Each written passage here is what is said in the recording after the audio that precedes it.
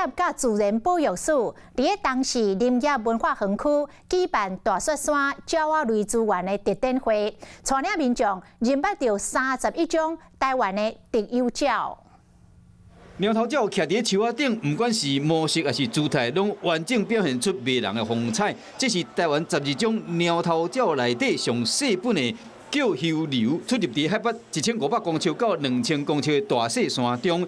今嘛到当时林业文化园区嘛看得到。我们的鸟类资源的丰富度呢，在台湾的32种特有种鸟类之中，我们占了31种。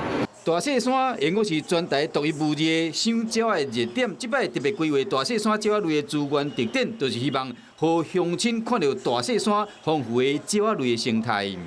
它茶壶是它可以倒着走，也可以往上走。